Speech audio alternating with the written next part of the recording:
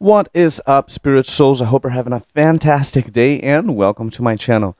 As always, for those of you who are new here, I'm Chaitanya Das, and here it's where I come to talk about things like spirituality, self-development, relationships, fitness, the law of attraction, and so much more. But most importantly, I talk about all these things in connection to the supreme intelligence behind the stringent laws of material nature, in connection to the one known in the Vedic scriptures as the Supreme Personality of Godhead, the all-attractive one, Kṛṣṇa. I sincerely hope you enjoy the content. If you do, please don't forget to hit that like button and subscribe to the channel. It's good karma. Also, if you want more information on how you can connect with your inner self so you can live a happier and more fulfilling life, please take a look at my website. There you'll find wonderful resources designed specifically to assist you with achieving that goal. Now, before I jump right into it, let me roll the intro. 3, 2, 1, let's go.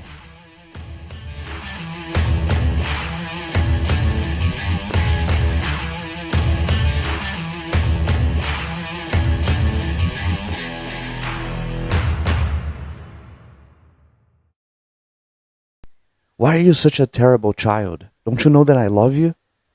So, today I want to talk about something that is actually very close to my heart.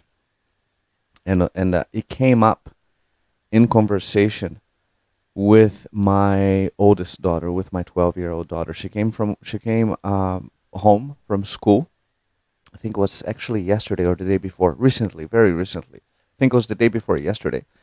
And she was, just mentioning to me that how she was upset because one of her classmates showed up to school crying.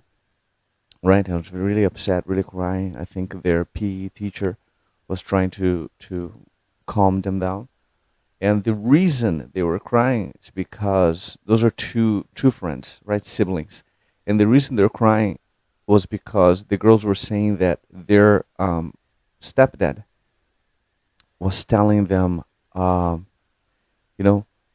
disown you. Disown you. That's the word, disowned. Disown you, right? And they were super upset, right? Crying, according to my daughter, almost hysterically. The PE teacher was trying to communicate to them that, sometimes parents, they do say stuff like that when they're upset. And she remembered the kids saying that, no, they actually do say stuff like that all the time. And it brought back so many memories that I have growing up, being around friends. I fortunately had a great childhood. My parents were loving parents. They blessed me more than anything else. I was blessed by having a mom and a dad that really loved me and encouraged me, and they were very simple minded, but they loved me more than anything. And when I hear these kind of stories, it really speaks to me because I know how powerful it is to have someone, offering words about you, especially when you're a child, when you're growing up. And it can be powerful in a very positive way as well as in a very negative way.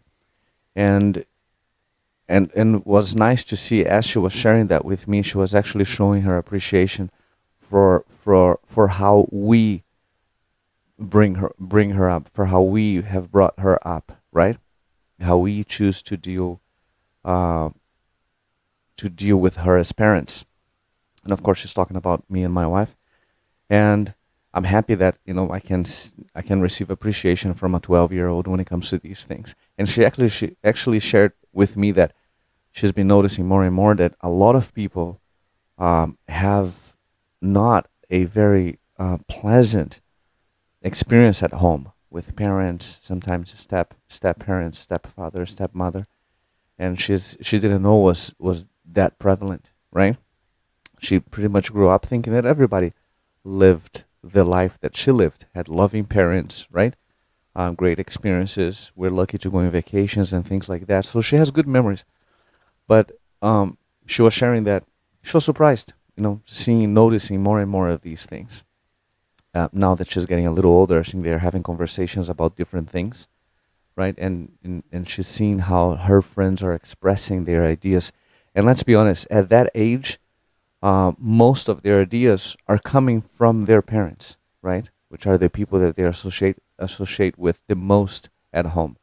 And anyways, with her showing her appreciation, of course, I shared my appreciation to her because she's a great kid. It does well with school, like well behaved, um, really emotional, mature. And I know it's hard for me to know. It's easy for me to talk, not hard, but easy for me to talk about my own child and pat myself in the back as I'm the one doing a good job. But we're very fortunate. I can certainly say that my wife and I are very fortunate because we have two great kids. And hearing her saying these things, so it was nice because we're able to connect and speak a little bit of these experiences, right? So she's as she's getting older, she's understanding more and more how the world works, how so many people are not as fortunate as we are, as she is. And that led me to think about some past experiences with friends, people that I know that grew up with not so loving parents, right? Didn't have the support that I received growing up. And I remember telling her that it's no wonder, like, we have to show compassion to everybody because a lot of people that a lot of people that go into bullying others at school, that kind of behavior is actually being triggered by something. And of course, we want to distance ourselves for anyone that we believe can harm us physically, especially physically, but emotionally and physically. You want to keep your distance. But for the most part, we want to be kind. We want to try to reach out to to those people, right? And connect with them because that kind of behavior usually comes from a place of pain, a place of lack of love and attention. So as much as we can, we want to assist them in that capacity to offer that helping hand, that quote unquote helping hand. So it was nice to have that conversation with her, and at the same time, I was thinking about it, kind of meditating of what I want for my kids, right? What I want them to be independent, strong, um, at the same time supportive wives, partners, right? I want them to be successful, right? And my definition of successful is to be someone that know who you really are, right? And and with that knowing, you're moving in the direction of what you want, enthusiastically moving in the direction of what you want, right? Not focusing too much on the contrast or things that are not wanted in your life. And I think that is a good formula for success. And um, anyways, we end up talking about all these things and how, and after talking about these things, I was meditating on the fact that a lot of people are broken today, and it's just and one of the big reasons why that happens is because of what she shared with me. Parents and people that have a huge power of influence over kids are conditioning them in such a negative way because for these kids to come home to school and be crying, bawling in front of their friends, right? You could see that they're hurt. I can only imagine that they were really hurt listening from a person that is supposed to love them, from a person that is supposed to offer appreciation, to offer support, to be there for them, to keep hearing from that person, I'm going to disown you for something that maybe, and someone might say, oh, but they were misbehaving. But what kid doesn't misbehave every once in a while, right? And I think my daughter would be the first to say that I am very strict. I'm strict with my kids, right? I discipline my kids. I never had to hit them because they're good kids. That is actually a quote unquote philosophical discussion I have, not philosophical, but a different kind of approach that my wife and I had, because I believe in a good spanking when it's called for, right? When you're a child. But now my kids are a certain age that if I didn't have to spank them before, I certainly don't need to do it now. But in any case, those are the extreme cases when actually that kind of a harsh correction is called for. Otherwise, um, they are expecting us to protect them, to love them, to guide them. So a lot of people grow up with this idea that they are broken. They cannot trust in someone. They cannot surrender, quote unquote, surrender to someone to love them, to protect them, to share their life with, because they have trust issues. They were told by the ones that were supposed to love them, by the one that intrinsically they felt a connection with. They were told by these people, and I'm talking about parents and guardians, so forth and so on. They were told by these people that they're going to be disowned, or that they're not good enough, that I wish you were better, or things like that. And those are the things that really, I believe, it is carved into a child's mind. In the same way, in a negative way, right? But in the same way, in a very positive way, words of support, words of belief, words of encouragement are also carved in their mind and empower them to move forward.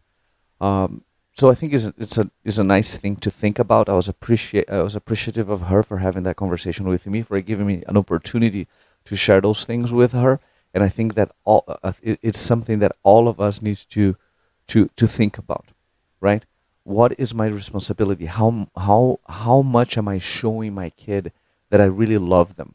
Because a lot of times we offer words, right? Don't you know that I love you? But in that moment, the kid sees and feels no love. There's such a strong contradiction in what is being experienced and what is being heard, which leads them, and anyone, which would lead anyone to confusion. And I believe that's why a lot of people today kind of don't know what they're looking for, right? That's why we see so many dysfunctional relationships and dysfunctional families, where we're looking for love in all the wrong places, really because we were conditioned to look for love in all the wrong places.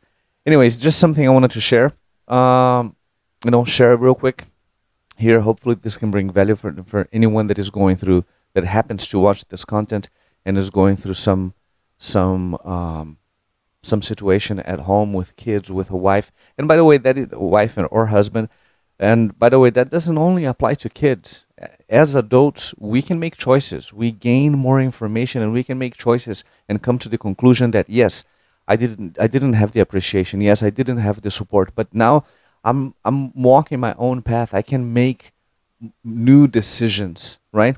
And I can offer those around me the benefit of the doubt, or I can offer those around me what was not offered to me when I needed. I think it's important to think about. All right. As always, if you enjoy the content, don't forget to hit the like button, subscribe to the channel, and of course, until next time, chant Hare Krishna and be happy. Hare Krishna.